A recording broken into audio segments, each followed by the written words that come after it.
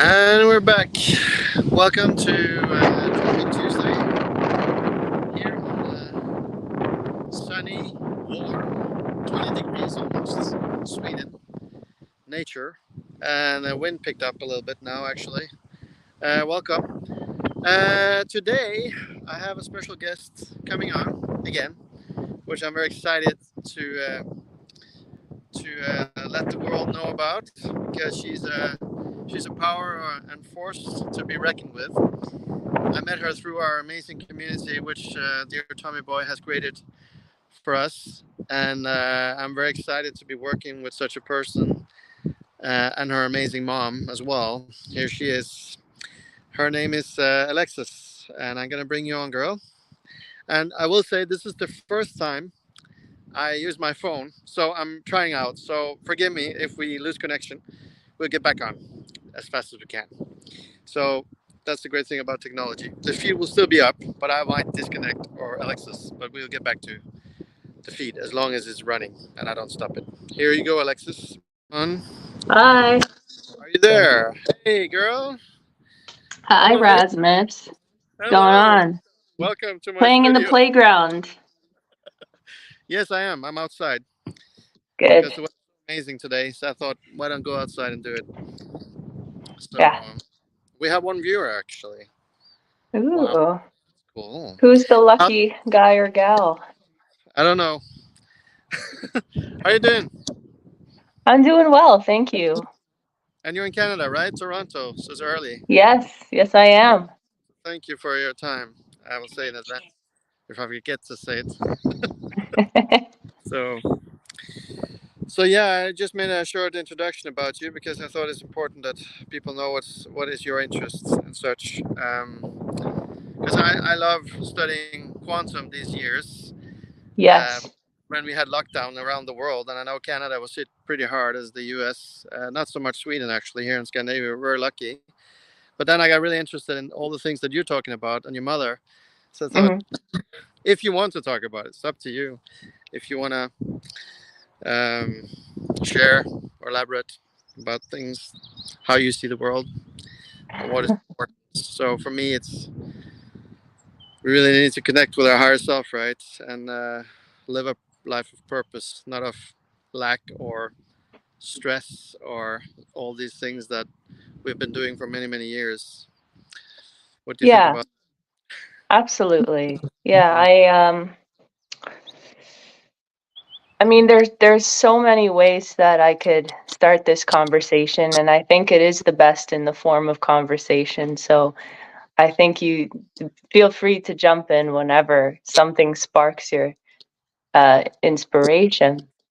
Yeah. But yeah, the quantum worldview. Um, if people don't know already, if you haven't told them, like I study quantum integrative medicine at a school from that is based in Hawaii. Of course, I I am studying online, so I'm not in Hawaii.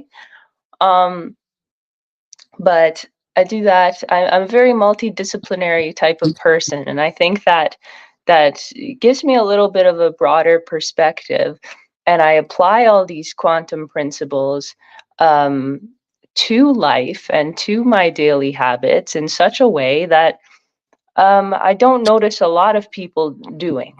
Um, I'm and when I say I'm a multidisciplinary person, it's because I'm a musician. That was my former area of study um, at school. And I'm a writer. I love to write science fiction. And I'm working on a novel right now. I've not published anything yet, but I could guarantee you I will, because if I just do that one thing, then I will be completely satisfied on my deathbed. Okay. So it's good. It's good. I'm a very driven person. I'm a passionate person. Um, so yeah, those are sort of my artistic interests in the very, very general sense. I've been into sports and fitness my entire life. Not so much sports anymore, but athletic style training is still remains very important to me. I've been a personal trainer for many years. Currently, I do another job that requires quite a physical bit of work, and it's motorcycle riding instructing. So I do that in the summertime. And the reason I'm telling you all of this, I mean, A, some of you might be interested. Uh, B, um, I think it's very important for us to diversify and for us to embrace our passions, because I feel like a lot of people can be awesome at a lot of different things because they have a lot of different interests. I feel like we're all very dynamic people, but a lot of the times when we go out into the world, we're in either a workplace scenario or we're in a very specific social setting. And in those instances, you put on a sort of persona, which is okay. And I know you're an actor, Erasmus, and I love acting myself. And guess what? I think every day we sort of adopt different characters or different aspects of ourselves. It doesn't mean like any one of those personas we sort of put on, if you will. It doesn't mean it's not authentic, or it doesn't mean that we're acting like someone else just for the sake of being more included or feeling a sense of belonging. Yes, sometimes people take that too far in the real life setting, and they lose their authenticity, or they don't honor what they really love or their true opinions about something just for the sake of fitting into the what the majority deems is correct in a particular setting. Um, but you know, I'm an unconventional thinker, and I'm okay with expressing myself, and I encourage everybody to do the same. And the quantum worldview has helped me sort of understand how each and every one of us craft our own reality. Now, I call it actuality in certain circumstances because I do want to make a distinction between the reality that we can all mutually agree upon versus something that maybe not everyone agrees upon right now, but is certainly real to you. And is that not just as real as the reality? So that's my question to you. That's a big question. Yes, I Sure is. that because I mean, I listened to an audio recently that how do you force somebody? No, wait, I read it was no Simon Sinek's book actually. Start with Why, which I'm reading now, and his first book, and actually what you say about authenticity, and he's talking about sales and how to create a product, how the business are going to sell it, and then they go in the work office and tell their employees, "Hey guys, it's not good enough. Try to be more authentic."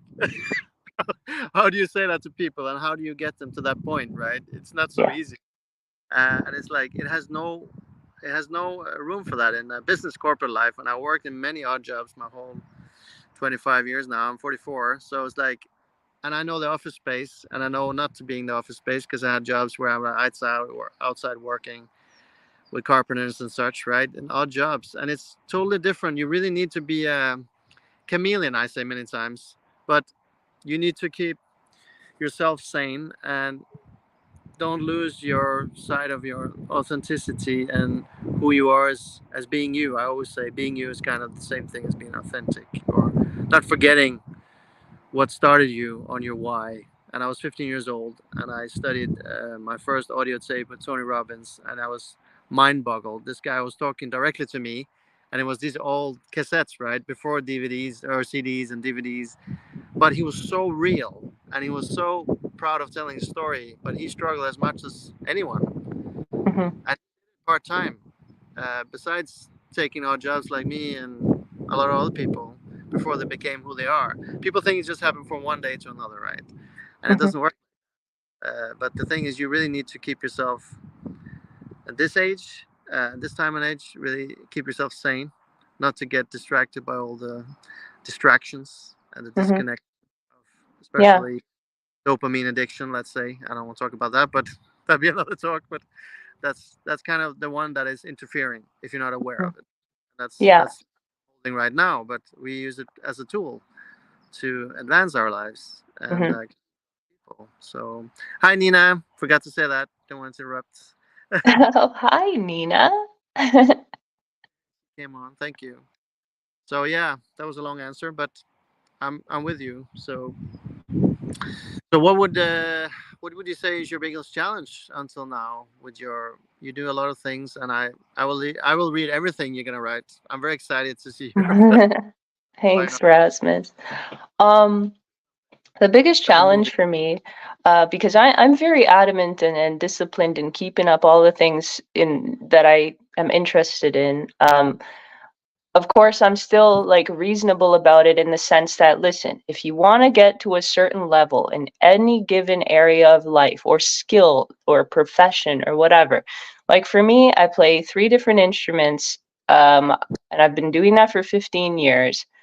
I have the responsibilities in the jobs that I do, whether it be my role as a sister and a daughter in a household or my actual jobs, motorcycle riding, instructing, personal training, taking care of my clients, all this kind of stuff. Like those are responsibilities. That's my opportunity to reach out. And I'm more of an introverted person, so that's not my tendency to actually go out and help people. But over time you see the immense value in that. And um I am always training myself on how can I give, how can I serve, but stay true to myself, loving to myself, and honoring my own space at the same time. Because I do need that space to create, to write, to do stuff that is coming out of nowhere. Things that, if you're writing stories, for example, or writing screenplays or whatever, that you're being creative in the sense that nobody is telling you you have to do this. Nobody is coming up with the story or the rules for you. You are finding it for yourself. You are intuiting it. You are, be it channeling it, whatever you want to call it. You're doing the research for it and you're putting in the time, your own time, laying it down and taking action upon it. I tend to be a very overarching thinker. So this is one of my biggest challenges is that I am amazing at this overall scaffolding, huge, large scale thinking, very theoretical. This is why quantum physics, although it's less and less theoretical, um, this is why I could wrap my head around this kind of stuff. But when it comes to specific goals, specific action steps, which Tony Robbins and everyone else is going to tell you, right? Sometimes it could be quite challenging and actually not even that motivational for me because what motivates me is the overarching big picture thinking, you see. But since I know that in order to succeed in the things I want to succeed at, I have to bridge that gap between theoretical and practical. So this is one challenge for me. Challenge number two, in doing a diverse array of things that I do, Yeah. all of them require very different creative processes. Very different frameworks have to be put in place for practicing these things to develop the skills required in each one.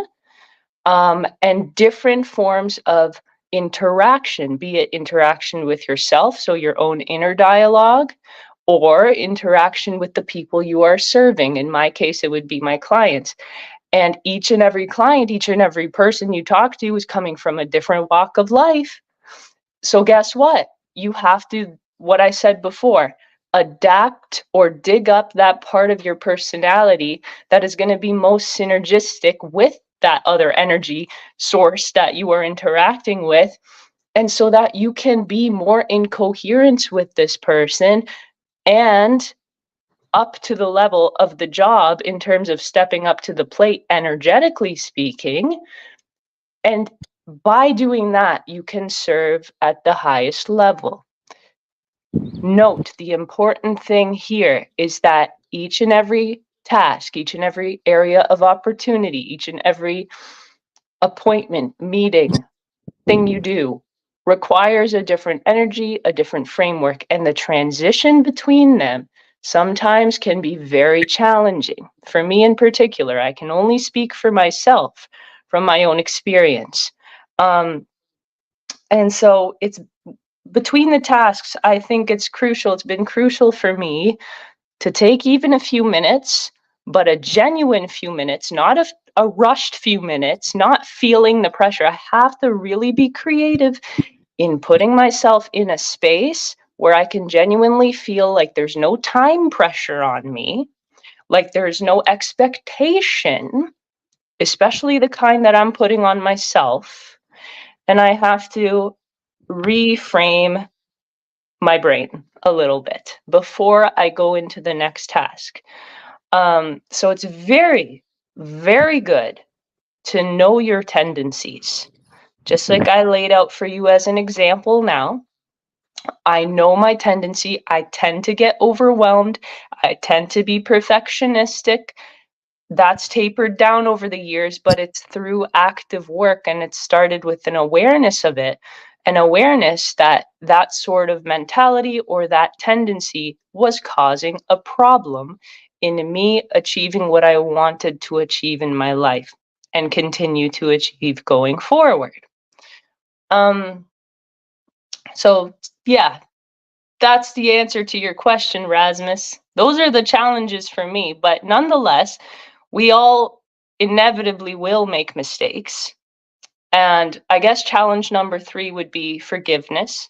Forgiving yourself when you mess up, when you don't do something that you said you would, when you procrastinate on something because of a fear that you have, and you told yourself that you wouldn't procrastinate, but you did. And these are the moments of resilience, where resilience is so key. I think resilience is a skill that we can build. It's innate in us to, in quantum physics, it's called negentropy, because entropy would mean the breaking down of things, right? And in classical physics and other sciences, that's what's believed, is that things break down and everything just degrades over time. But really, because we are so energy based, we are negentropic, which is the opposite of entropy. So we have the tendency to renew, to grow, to heal, right? And to renew, basically to renew, and that requires resilience. And I think that is absolutely necessary in life, because there are so many unpredictabilities as you go through life, that especially if you're an OCD control freak, and I've got that in me too. um, you don't like mistakes.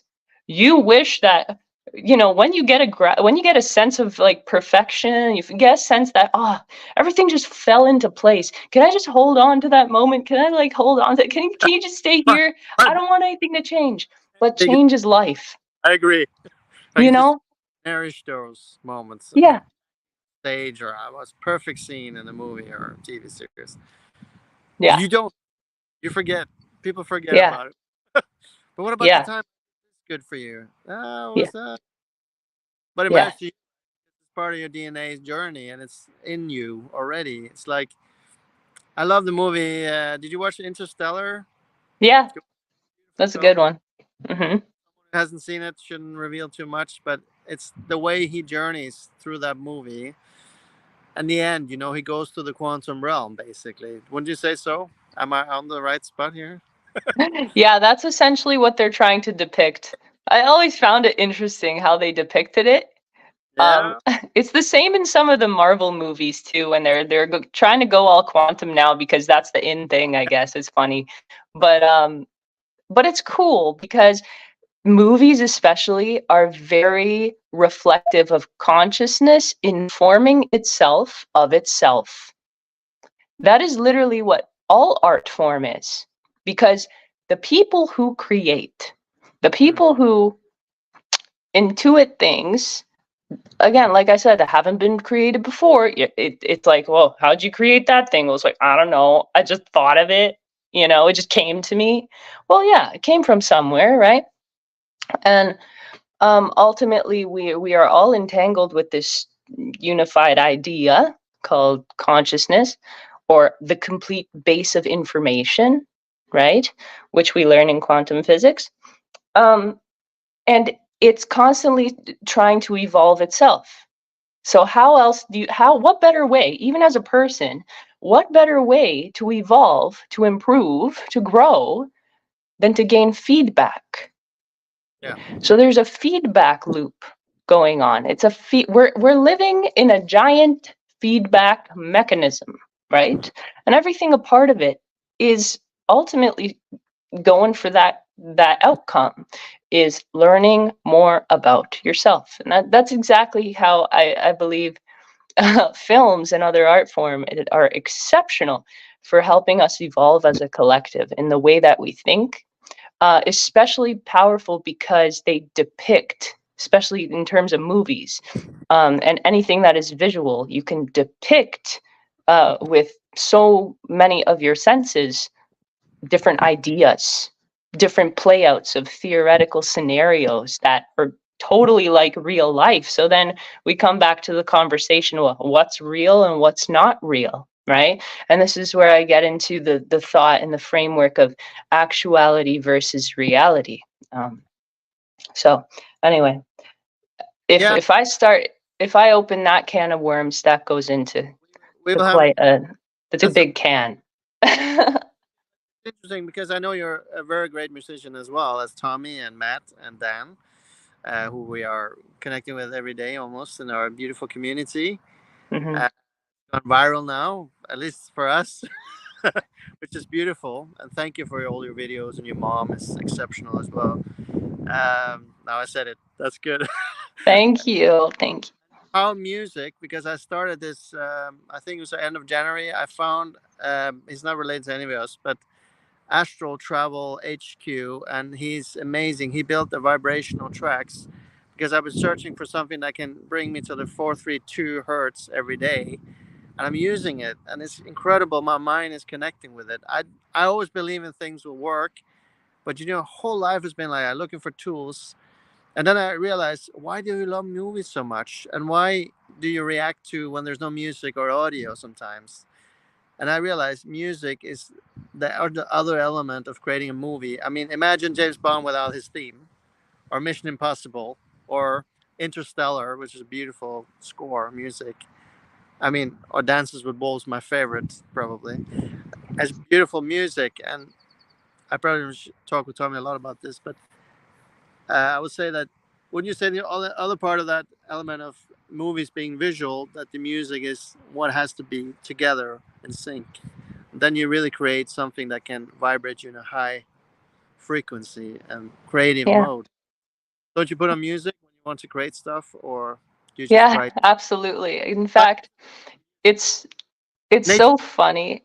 What's beautiful. that, Rasmus? Yeah, that's I funny. wanted to say that it's so funny because me being a musician for all these years, I got a lot of people ask me, "Oh, like what music you like? What bands do you like? What artists you?" I'm like, to be honest, if you looked at my Spotify, it would just be a lot of like cinematic ambient instrumental music. Because if I'm creating something, that's what I listen to. I listen to the creepy stuff, man, because it gets me in the mood. Like, for example, they'll have like a Mr. Robot, like that TV series soundtrack on Spotify, or the Interstellar soundtrack on Spotify, and I'll like put that on because it's like hey, it's the music that supports movies, man. It's Yeah, the underlying stuff that like the way they construct that, the way they write that, the chord progressions, the tonalities that they use, like a lot of synths these days, can yeah. take you to a very ambient place, to a very magical place. And I mean that's what music helps you do. And like you say about the frequencies, yeah, totally. You hit the right frequencies and they just do something to your brain. So yeah, I That's the listen to a wide variety. I think it depends on what scene I'm working on, what I want to sort of awaken in myself in terms of, hey, what part of the story are you writing, is it action packed, is it more, do you, how like what's the character feeling, right? And you kind of find music that's going to put you into that mood in a way, right? Astrid says, "Have you listened to carbon-based life forms?" Yeah, absolutely. Yeah, I awesome. thank you, Astrid, for sharing that. I will listen to that definitely. I'm gonna hook you up on Spotify. How many tracks you got on Spotify, by the way? And Astrid, do you also have Astrid? Do you have Alexa? How Spotify? Like tracks I have? No, you know what? I'm just starting the recording process, honestly. Um, I'm working with a great community that's helping me along the way because I have to record these demos on my own. Um, and then I'm gonna start, well, I'm already starting looking for experienced producers for mixing and mastering that can help me, who are knowledgeable about the type of sound that I'm going for. But I did study some music production a while back when I was in school for music. But the most of my time I've spent involved in music over my life was just been refining my skills, refining my musicianship. I got the opportunity to play in bands here and there, but none of those bands stuck together, unfortunately. Um, and in any case, I always had my own music that I was writing that I felt that nobody that I've connected with so far really resonated with what I was writing. So I have not found like the perfect match yet, to be honest. Um, but that will come. And I think that the more I invest time now in applying my new musical skills, applying my musical skills to actually produce the songs that I've written over the years and hear out in the open how they sound, how they could sound, I got something more to show, and there will be more opportunity for me to make them a reality, right? So that's kind of where I am with that. But So I, nothing really out yet, no. yeah, but are you in the stage to do you read to require a music producer, or will you produce yourself, or what's the I next? want somebody experienced who is into the cinematic alternative rock genre, something that's a little bit electronic, a little bit dark and moody, but still upbeat at times. Um, I need someone with that kind of knowledge and expertise to help me out mixing, even recording my tracks. Because I can do demos all right, but it's not going to be the finished product that I'm going to be doing myself. That's for sure. I know I need a team, but yeah, if anyone's out there, or if any of you know anybody who is into that sort of general genre, hey, I'm here and I need you. My friend Amr is reacting now. He's one of my best friends here from Copenhagen. Amr is multi-talented. He's a singer also, songwriter, Hmm. and been on Danish TV. Uh, two starring roles. I'm really proud of him. So maybe you should connect. He reacted to what you just said, so that's cool. Hey, That's Amr. awesome. Thank you. Thank you so much. Yeah, because I'm really into that. I want to actually create also a collaboration between artists across the world, and we're already connected, right, through this community that Tommy comes from, and he's also a musician and producer of music. And I mean, such interesting people we are, and how it's just globalized now. In an instant, we can be together like this and Yeah. talk about the essence of us and our creativity. And as you said, I mean, if I didn't have that space, because you said space some minutes ago, that space, just letting yourself go 1 day a week or 1 hour. I mean, I Yeah. have another kid on the way, but I'm still like, I need to have that 1 day a week or 30 minutes. That one, I don't know how much it's going to be, but you just need to take that time for yourself because you shouldn't lose that part. I'm writing scripts and I have 3 ideas and they're growing on me. And the best thing about having all responsibilities in the daily life is that you're so much more focused on that in those moments that that you need to create, and that's a beautiful thing actually, which comes also connected with discipline. Obviously, if you had too much mess going around in the Yeah. old, Hey, sometimes we need to utilize discipline because motivation waxes and wanes. It goes like this. That's the way motivation is. That's the way it is. for Whenever you get down into a trough, That's Yeah. when you need to use your discipline to lift it back up to level. And the most the easiest way to do that is to remember your why. It's such a cliche thing at the time, right? It's everybody says it, but it's one of those grand truths. I mean, you got to know your why. You got to know what drives you, right? And yeah, I mean, we are all so multifaceted. We all have so much going on in our lives, and life just hits us left, right, and center geometrically all the time, all day, all night, you know?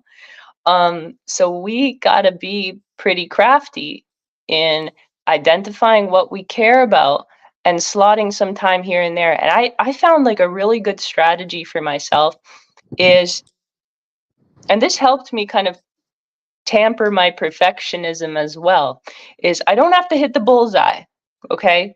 I just have to hit the target somewhere. I just have to leave a mark. And what that means is even if for just 10 minutes, I show up at a time I said I would, and I interact with the material. I don't have expectations of myself. The only rule, so to speak, is that I have to be 100% focused on that activity that I know is in the direction of my goal, of my intention, of my grand scale outcome. And that really, really helps to boost your confidence, A, because you showed yourself that you could show up and be engaged, Mm. and two, that shit adds up. It adds up. Like, Love the way you said it. It right? all makes sense now, right? So Yeah. So, yeah, little micro sessions throughout the day. Um, it's, I'm not a huge fan of scheduling, but I do think it's important to have a framework for yourself. So, I thought of this thing called a thought schedule. So, everyone has the Google Calendar or a calendar where all your meetings, all your classes, all your group-based events are plotted on there because hey, people are expecting you to be there and show up with your A game, right? So you got to be there.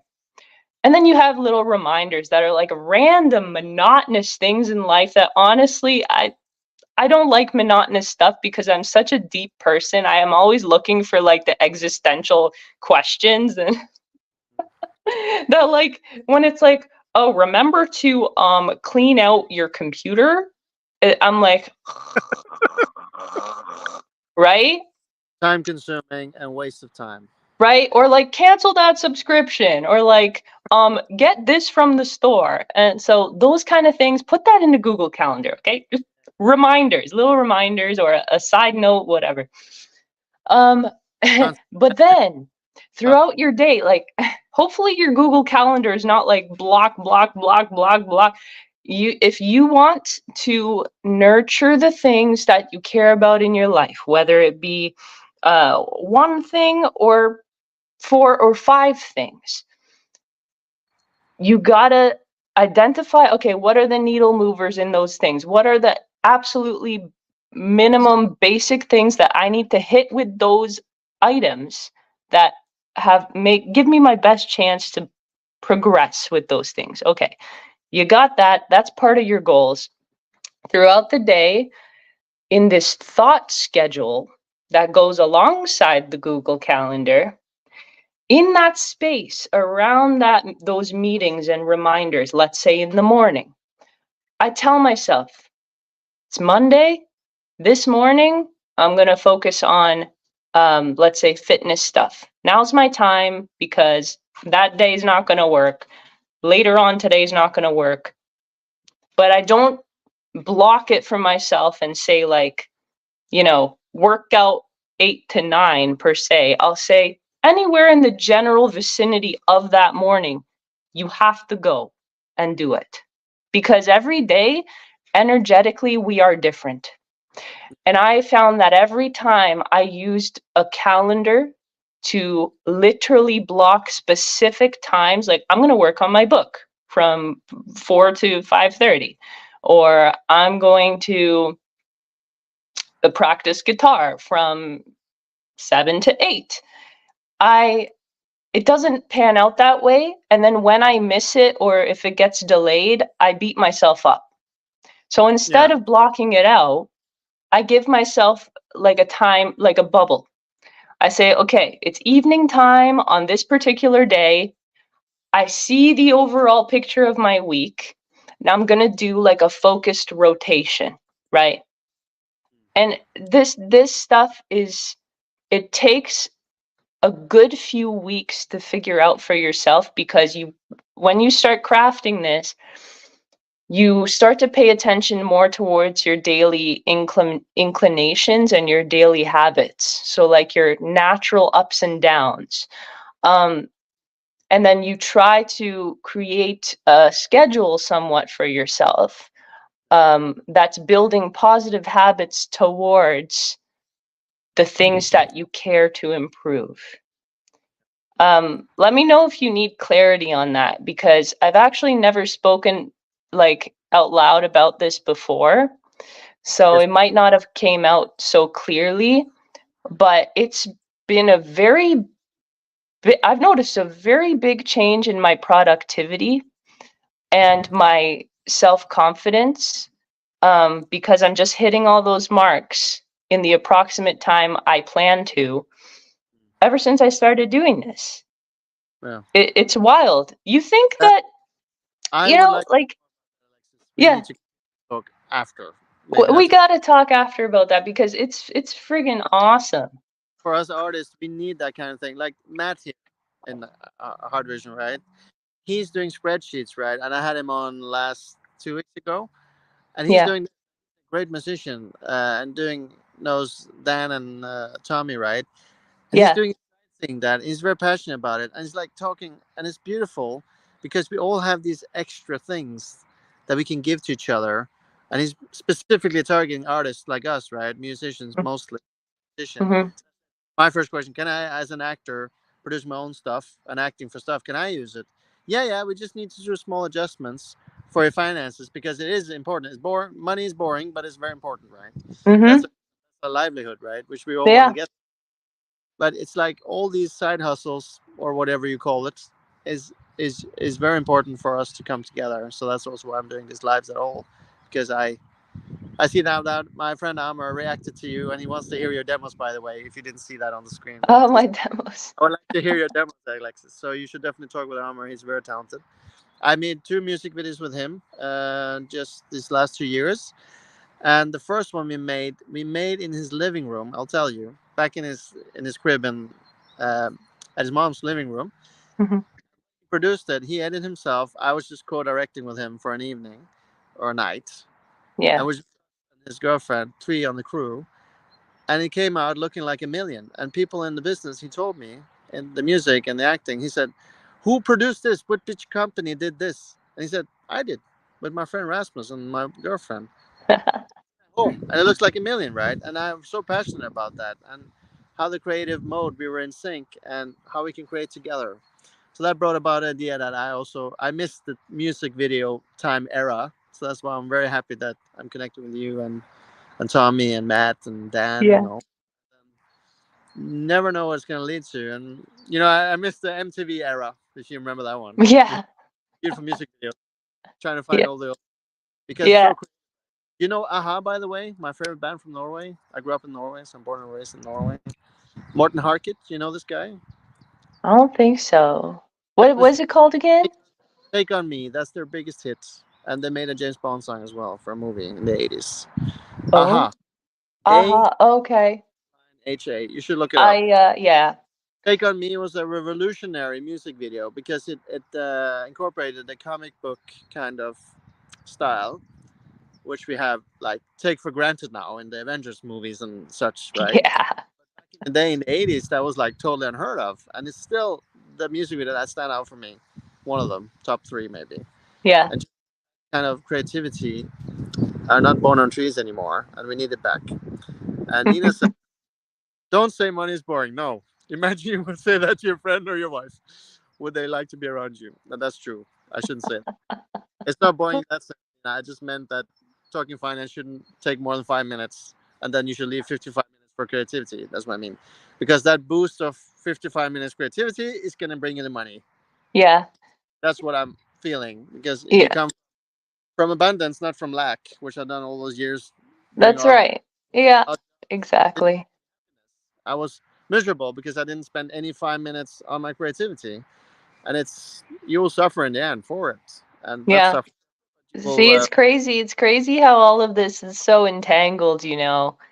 It's a whole tangled hierarchy, we would call it, where Yes. the more you get serious about something, like you think money, I gotta make it and I gotta get it, and it requires, like, you envision automatically an archetype of this person, like serious business person, got his shit together, um, doing the thing, very determined, making Yeah. money, and you sort of have that image, even if it's in your subconscious a little bit, and it gets those parts of your personality out of you that want to strive but are more like latchy, like you're gripping, like it's life or death almost, and you're introducing a lot of restriction if it's going against the grain of your natural personality. And so this is where you got to be somewhat kind to yourself, um, and you got to work with your natural tendencies or your personality or that kind of thing, and you find the middle ground, right? So it's a very like light right brain and left brain kind of thing you have to understand and adopt here and Yeah. help make friends in a way. But yeah, it's, I mean, we all got to make money, but I guess the point I'm trying to get at is, if you're not sort of feeling happy and confident and like with your in yourself, then it's going to be hard to provide value. It's going to be hard to provide service, and the money is, well, it's not going to come very easily if you're not kind of out there making contributions. Mm. So that's why I say you got to come from a place of self-respect and nurturing what you like, and if what you like, if what really drives you is artistic, or it's not like an easy occupation to make a lot of money in, per se, then that yeah, it could be challenging there, but you in those situations you have to still make time to do that thing which you love, which Mm. is not necessarily the money maker right now, but you know that because of your personality, because of who you are, if you don't engage in those things and you push it aside in in in place of sort of striving for money, or going with the expectation, no, it's not going to work out very easily. So is what I'm trying to get to. It's like, You can only do so much short term, uh, yeah, as such. yeah, But I will tell you, I grew up in Norway, right? Not need to tell you that, but I started at 17 something, right? And at yeah. 18, so I started having between minimum 2 to 3 jobs at all times. So it was Mhm. only 100% full time one place. But Mhm. on the side, I was doing my acting and starting. I was always being creative during the evenings. And when you're young, you don't realize that you're on the right track most of the time. If you did find your passion early on, and your why, and you were just acting on it instinctively, Yeah. and of course, we should all have this kind of curve in our life because we're learning mostly from our failures, right? So they came later, maybe, but Right. smaller ones, the small ones, and it's always Right. going to be like that. And that's who you become, you basically, and Yeah. or humongously, I shouldn't say basically, humongously, and Yeah. upon Yeah. Sometimes, yeah, you got to do what you got to do sometimes, because in the collective in this kind of world we're living in, yeah, money plays a role. You kind of got to play by the rules. You kind of got to respect the rules. Um, However, there's room to be rebellious on the side and sort of coax your way, coax that rebelliousness and that new vantage point that you create for yourself into the general reality. And then that's when hopefully your passion becomes your job, uh, for earnings, you Right. know. Um, but it doesn't always happen. So you gotta do what you gotta do sometimes. But how are you gonna make the best of it? You Yeah. know, how are you gonna do that? Yeah. Right? Learn the way of life. That's how it Yeah. is. Yeah. Well, coming home, Alexis. We're at 45 minutes. Very good. Wow. Amazing. So, thank you for coming on. It means a lot to me. You want to share your Yeah. thoughts Yeah. and see what it can bring us. And do connect with Amar. It seems he's very interested in your music, and you two should definitely, if you're interested, of course. Yeah. So he's on my friends list. Yeah, we're good friends. And this, yeah, I will just say thank you and have a great day. Yeah. Hope to Thank you so much, Rasmus. Thank you, and everybody. a pleasure. Just thank you. It was Yeah, very nice to be thank on with you. you. Thank you. Have a great day. Bye bye. Bye.